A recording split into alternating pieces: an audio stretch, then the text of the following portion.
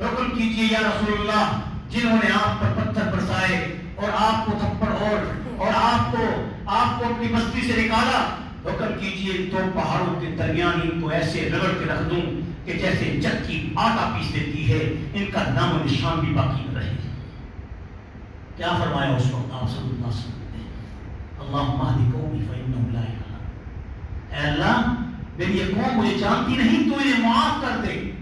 ہو سکتا ہے آج یہ ایمان نہیں لا رہے، کل ان کی نسلیں تو ایمان لائیں گی، اور آج طائف کی وادی اس بات کی ثبوت پیش کرتی ہے۔ وہاں جانے والے جا کے دیکھ سکتے ہیں کہ حضور کی الفت اور محبت میں کس قدر وہاں پر والہانہ انداز میں لوگ حضور کی سنتوں پہ عمل کرنے والے ہیں۔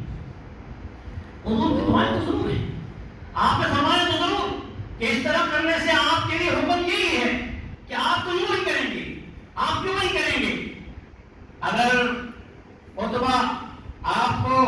یا ولید آپ کو یا کوئی اور کفر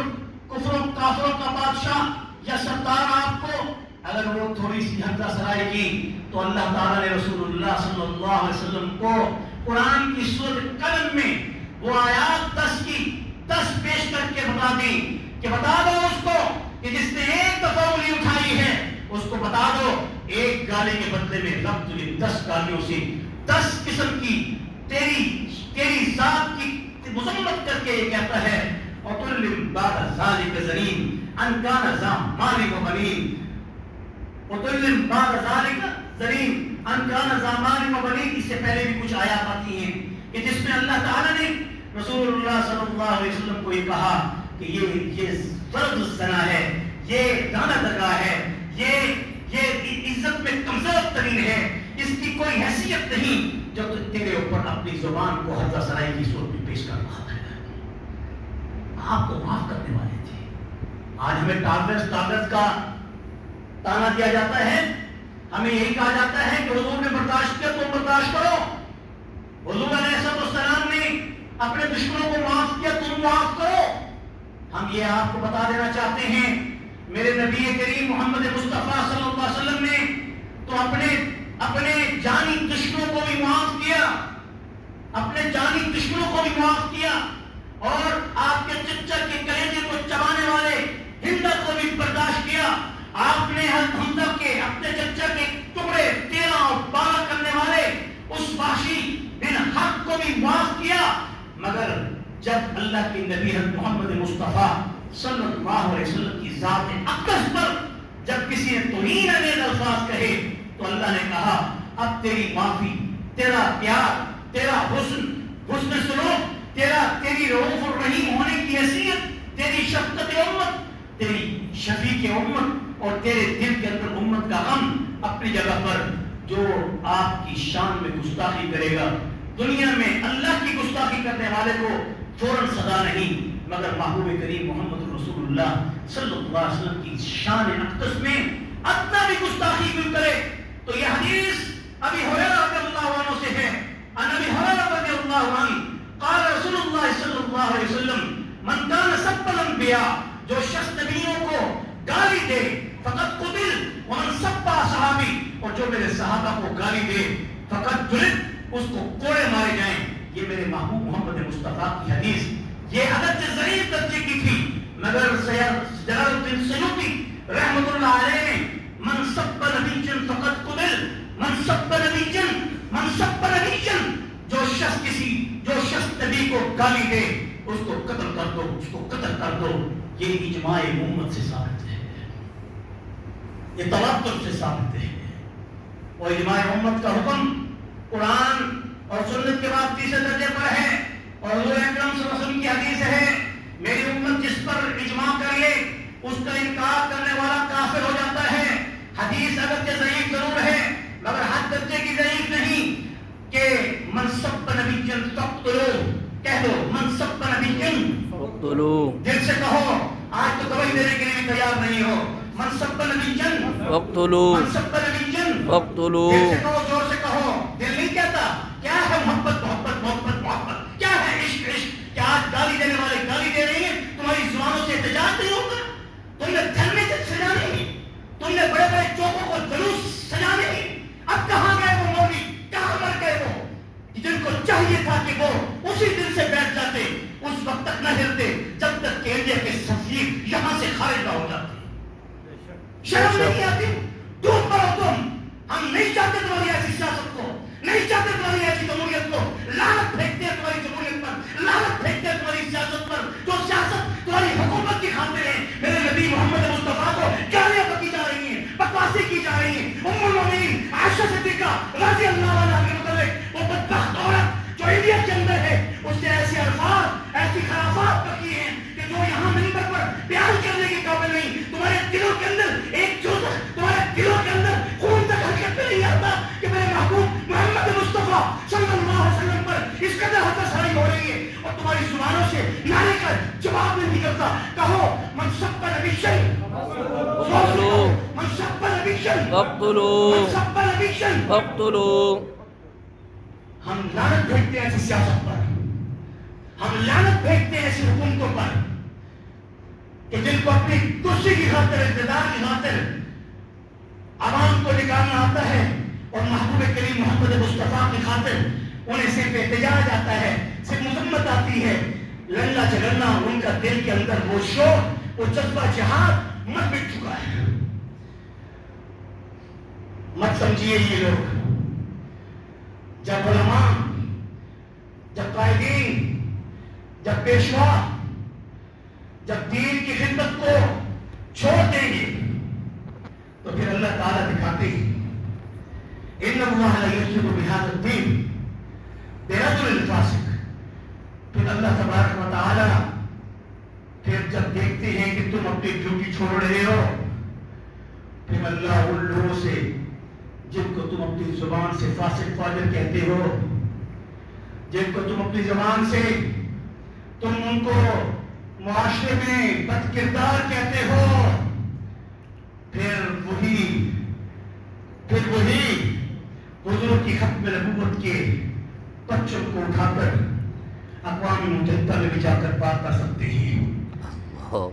کر سکتے ہیں۔ پھر مت کہو کہ تمہاری یہ ڈیوٹی نہیں تھی، تم زانی شرابی تھے، تمہیں کیا حق ہے تم دین کی بات کرو؟ جب تم دین کی بات چھوڑو گے تو زانی اور شرابیوں سے اللہ پاک اپنے دین کی حفاظت لیں گے انشاءاللہ۔ ایک ویکتی کی ایمان کے اگر وجود ہے، میں تو بھٹو کو بھی خراج تحسین پیش کرتا ہوں، میں تو بھٹو کی بیوی نصرت بھٹو کو بھی خراج تحسین پیش کرتا ہوں کہ جس نے نبی کریم صلی اللہ علیہ وسلم کی ختم نبوت پر صرف آمین پاس نہیں کیا، شمس الحق حضرت غوث اداوی رحمت اللہ علیہ، جنہوں نے اصل جو مقدمہ ختم نبوت کا لڑا ہے، مفتی محمود رحمت اللہ علیہ نے اسمبلی میں لڑا ہے، اسمبلی میں بات نہ پہنچتی جب تک کہ وہ بات اس گھر سے پوری نہ ہوتی کہ جو خاتون افضل، جو بھٹو کی بیوی، جس کے بغیر یہ فیصلہ نہ ہوتا۔ یہ بات عام ریکارڈ کہہ رہا ہوں، ریفرنس سے کہہ رہا ہوں، کتابوں میں موجود ہے کہ آپ نے بھٹو نے یہ کہا کہ میری بیوی بڑے بڑوں بیوروکریٹ سے اور بڑے بڑے ان لوگوں سے ملتی ہے، اور انہوں نے ان کو بالکل اس بات پر یقین دلایا ہوا ہے کہ یہ لوگ ہمیں مرزائیوں کو ایسے کافر کہتے ہیں، ہم تو نماز بھی پڑھتے ہیں، ہم تو روزہ بھی رکھتے ہیں، ہم تو حج بھی کرتے ہیں، ہم تو زکوٰۃ بھی دیتے ہیں، ہم تو کلمہ بھی پڑھتے ہیں، ہم تو اسی نبی محمد مصطفیٰ کو نبی بھی مانتے ہیں، لیکن مسیح موعود یا ہم دوسرے جھوٹے نبی کو اس کا ایک نبوت کو چلانے کا سلسلہ سمجھتے ہوئے غلام احمد قادیانی کو ہم اپنا پیشوا مانتے ہیں۔ یہ محنت کس نے کی تھی؟ 4 گھنٹے رات کو بیٹھ کر اس بھٹو کی بیوی کو کس نے سمجھایا تھا؟ اس بوڑھے عالم حضرت غوث اداوی رحمت اللہ علیہ، انہوں نے اس کی بیوی کو قائل کیا، یہاں تک کہ اس کی بیوی کی آنکھوں سے آنسو نکل پڑے۔ کہا اتنے متہم ہیں، اتنے حضور کے گستاخ ہیں، تو آج نہیں، میں چاہتی ہوں کہ ابھی سے یہ فیصلہ کر لو، صرف آرڈیننس نہیں، ایسا آئین بناؤ کہ جس کو پھر کوئی چھیڑ نہیں سکے۔ آج مجھے یقین ہے بھٹو کو وہ ڈیتھ سائن کرنے پڑے، جس کے بعد اگرچہ ضیاف کسی شکل میں آیا تھا مگر وہ بھی بھاگ گیا تھا، پھر اس کے بھی پرخچے اڑا دیے گئے۔ یہ سب کچھ تاریخ دہرا رہی ہے، لیکن یہ یاد رکھنا تم جو بھی پالیسیاں بناؤ، تم جو بھی قانون بناؤ، جو تم جتنے بھی حرف اختیار کرو، تم ہمیں اپنے حبیب محمد مصطفیٰ کی محبت و عزت میں نہیں آزما سکتے۔ بے شک ہم ڈٹ کے کہیں کہ جو بات جو ہم پہلے یہ کہا کرتے تھے کہ قانون حرکت میں آئے، ہم کہتے ہیں، آپ بھی کہتے ہیں قانون حرکت میں آئے۔ جو میرے محبوب محمد مصطفیٰ کی شان میں گستاخی کرے، جو نبیوں کی شان میں گستاخی کرے، جو حضور کی آل کے بارے میں گستاخی کرے، جو حضور کی ازواج کے بارے میں گستاخی کرے، جو حضور کے اصحاب کے بارے میں گستاخی کرے، بے شک قانون کو حرکت میں آنا چاہیے۔ لیکن سن لو، اگر قانون حرکت میں نہ آیا تو پھر ہم حرکت میں آ سکتے ہیں۔ ہمیں مت آزماؤ کہ ہم بکھرے ہوئے ایسے لوگ بن کے نکل پڑیں کہ پھر تمہیں جینے کا حق تم سے چھین۔ ہم حضور کی خاطر جان دینا بھی جانتے ہیں، ہم حضور کی خاطر جان نکالنا بھی جانتے ہیں، ہم حضور کی خاطر جان دینا بھی جانتے ہیں، ہم حضور کی عظمت و عفت و عصمت کی خاطر جان لینا بھی جانتے ہیں۔ ہمیں مجبور مت کرو کہ ہم قانون کو ہاتھ میں لیں، ہم رت کو چیلنج کریں، ہمیں بار بار مت آزماؤ۔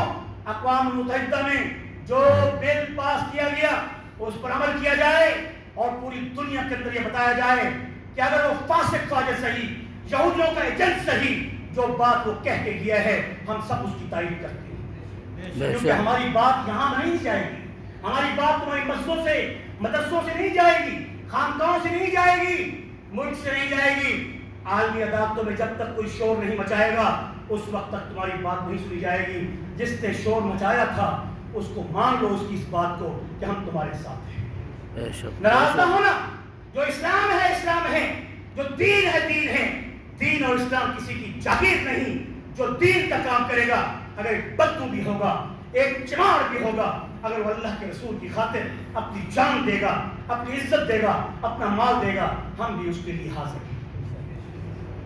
میرے عزیز بھائیو اور دوستو، ابو حذیفہ کون تھے؟ صحابی رسول ہیں۔ مقابلہ ہو گیا جنگ میں، غزوہ بدر کے اندر مقابلے میں باپ آ گیا، للکار کے کہا او محمد کے ماننے والوں، کسی میں جرت ہے تو میرا مقابلہ کر کے دیکھ لے۔ سب کھڑے ہیں، کچھ لوگ اس لیے بھی کھڑے ہیں کہ حذیفہ کا باپ ہے، حذیفہ کا یہ باپ ہے، کہیں ایسا نہ ہو کہ اب سے یہ صحابی رسول ہمیں تانا دے کہ میرے باپ کو تم نے قتل کیا۔ تو ابو حذیفہ نے اس وقت یہ نہیں دیکھا کہ یہ میرا باپ ہے، اس نے ایک ہی لفظ سنا کہ ہے کوئی محمد کا پروانہ جو محمد پہ جان دینے کے لیے تیار ہو۔ ابو حذیفہ نکلے بکھرے ہوئے شیر کی طرح، لگ کے اس کی گردن کو سر تن سے جدا کر کے ایک ہی نعرہ لگا کے بتا دیا، گستاخ رسول کی ایک صدا، کہو کہو، یاد کرو بچوں، اس کو یاد کرو، بڑے نہیں یاد کریں گے، مولوی اب یاد نہیں کریں گے اس لفظ کو، تم نے یاد کرنا ہے اور تم نے اپنے حبیب کی عزت و عفت و عصمت کی چوکیداری کرنی ہے۔ سر تن سے جدا، کیا لفظ ہے؟ گستاخ رسول کی صدا، گستاخ رسول کی صدا، گستاخ رسول کی صدا، سر تن سے جدا۔ ابو حذیفہ نے وہ سر اٹھا کر رسول اللہ کی خدمت میں پیش کر دیا۔ رسول اللہ نے آنکھیں نیچی کر دی، تھوڑی دیر توقف کیا کہ مجھے یہ بات پسند نہیں کہ تو اپنے باپ کو اپنے ہاتھ سے قتل کر دیا۔ کہا اللہ کا حکم نازل ہو گیا، اے نبی تیری شان میں گستاخی کرنے والا باپ کیوں نہ ہو، بیٹا کیوں نہ ہو، بہن کیوں نہ ہو، ماں کیوں نہ ہو، اگر وہ تیری شان میں گستاخی کرے تو اس کی سزا ہے۔ میرے عزیز بھائی، ہمیں بتاتے ہیں کہ سزا کیا ہے، ہمیں بتاتے ہیں کہ حضور بڑے معاف کرنے والے تھے۔ حضور اکرم صلی اللہ علیہ وسلم کی ساری زندگی معافی میں ہے، مگر جہاں حضور اکرم صلی اللہ علیہ وسلم کو حکم ہوا کہ جو شخص آپ کی شان میں گستاخی کرتا تھا، آپ کی بیویوں کے بارے میں حد سرائی کرتا تھا، آپ کی بیٹیوں کے بارے میں اور بہنوں کے، آپ کی اولاد کے بارے میں اور آپ کی بیویوں کے بارے میں گستاخانہ شاعری کیا کرتا تھا، آج وہ بیت اللہ کے اندر غلاف کے اندر لپٹا ہوا ہے، سب کو لا تثریب علیکم الیوم، ہر ایک کو معاف کر دو، معاف کر دو، معاف کر دو، معاف کر دو، ادھر توجہ رکھو، ہر ایک کو معاف کر دو، مگر جو تیرا گستاخ ہے اس کی معافی حرم کے اندر بھی نہیں، جس حرم کے اندر خون بہانا منع ہے، جہاں قاتل اور مقتول کے وارث ایک دوسرے کے پیچھے طواف کر رہے ہوتے ہیں مگر ہاتھ نہیں اٹھا سکتے کہ میرے باپ کا قاتل آگے چل رہا ہے۔ حدود حرم میں اس قدر اللہ کا حکم ہے کہ ایک پتا بھی مت چھوڑو، ایک مکھی بھی مت مارو۔ وہاں پر اللہ کے پاک نمبر کو حکم ہوتا ہے کہ آج تو نے سب کو معاف کر دیا ہے مگر ایک شخص پناہ لینے کے لیے بیت اللہ کے خلاف میں لپٹا ہوا ہے، جاؤ اسے وہاں خلاف کعبہ کے اندر ہی قتل کرو۔ حضور کے صحابہ اس پر لپکتے ہیں، ابن اختل اس مردار، اس بدبخت کو جو حضور کی شان میں گستاخی کیا کرتا تھا، حضور کی اولاد اور بیویوں پر حجہ سرائی کرتا تھا، وہاں جا کر اس کو قتل کر دیا۔ یہ ثابت کر دیا، یہ اجماعی معاملہ ہے، یہ تواتر سے ثابت ہے۔ ہم ہر قسم کی گستاخی معاف کر سکتے ہیں، ہم اپنی ماں کی اور باپ کی گالی بھی برداشت کر سکتے ہیں، ہم ہر قسم کی دہشت گردی بھی برداشت کر سکتے ہیں، ہم ہر قسم کی بے روزگاری اور غربت بھی برداشت کر سکتے ہیں، مگر یاد رکھو ہمارے ایمانوں کا امتحان مت لو کہ تم ہمارے سامنے ہمارے حبیب حضرت محمد مصطفیٰ کو گالی بکو اور ایک ادنا سا امتی کو خاموش رہے۔ ایک رتی ایمان رکھنے والا مومن ہے تو لا یؤمن احدکم حتی اکون احب الیہ من والدہ وولدہ والناس اجمعین۔ ہم اپنے ماں باپ سے بڑھ کر، اپنی اولاد سے بڑھ کر اپنے حبیب حضرت محمد مصطفیٰ سے پیار کرتے ہیں نہیں کرتے ہیں؟ ہمارا ایمان ہے کہ نہیں ہے؟ یقین ہے کہ نہیں ہے؟ اگر آپ کے اوپر ایسی کوئی حالت آ جائے تو کیا آپ برداشت کریں گے؟ نہیں کریں گے۔ اس لیے قانون بننا چاہیے، عالمی قانون بننا چاہیے، جو عالمی عدالت میں جو دائر ہو چکا ہے اس قانون کو عملی جامہ پہننا چاہیے کہ خبردار آج کے بعد میرے محبوب محمد مصطفیٰ صلی اللہ علیہ وسلم کی ذات اقدس پر کوئی بھی غلیظ زبان اگر بکی گئی تو اس غلیظ زبان کو ہم گدی سے نکال کر کتوں کے پاس پیش کریں گے۔ بہت سے واقعات ہیں، جن واقعات کو پیش کرنے کے لیے وقت بھی چاہیے۔ میں ثابت کر سکتا ہوں کہ حضور اکرم صلی اللہ علیہ وسلم کی زندگی میں آپ نے ابھی بستر عدالت پر بھی ایک شخص اپنے صحابی فیروز دہلوی کو بھیجا تھا کہ جاؤ مسلمہ کا اور محمد بن مسلمہ کو، اور ایسے ہی مختلف مہاموں پر حضور صلی اللہ علیہ وسلم نے ان گستاخ رسول کو اللہ کے حکم سے قتل کرنے کا حکم کیا ہے۔ یہ کوئی ایسی بات نہیں کہ جس سے ہم کسی کو ایکسلریٹ کر رہے ہیں کہ ملکی قانون کو اپنے ہاتھ میں لے یا ضد کو چیلنج کرے۔ ہم یہ نہیں چاہتے کہ ہمارے ملک کے اندر قتل و غارت ہو اور ملک کی قانون کی جو باغ ہے وہ عوام اپنے ہاتھ میں لے، مگر چاہیے حکومت کو کہ وہ اس معاملے میں سنجیدہ ہو جائے اور عالمی عدالت میں دائر شدہ اس کیس کو عملی جامہ پہنا کر پوری امت کو یہ باور کرا دے کہ آج کے بعد ہم دوبارہ حضور کی شان میں گستاخی برداشت نہیں کریں گے۔ اور آج تو آسیہ اگر یہاں سے بھاگ کے جا رہی ہے، کل سے پھر یہ نہ کہنا کہ ہم نے قانون کو ہاتھ میں لے کر گستاخ رسول کی سزا سرطن سے جدا کر کے دکھا دی۔ اس لیے پہلے سے ہم باور کرنا چاہتے ہیں۔ اس پر اتفاق ہے نہیں؟ انشاءاللہ سب پر آپ یقین ہے کہ نہیں؟ سب پر یقین اس پر آپ ایمان رکھتے ہیں نہیں رکھتے؟ ایمان رکھتے ہیں۔ اور اسی پہ اتفاق کرتے ہوئے میں نے اپنے جذبات کا اظہار اپنے حبیب محمد مصطفیٰ صلی اللہ علیہ وسلم کی عظمت و عفت و عصمت پر چند الفاظ کے ساتھ آپ تک سنا دیا۔ امید ہے کہ اللہ تعالیٰ میرے ان الفاظ کو اپنی بارگاہ میں قبول کر کے روز قیامت ہم سب کے لیے حضور کی شفاعت ہم سب کو مستحق فرمائے گی۔ آمین۔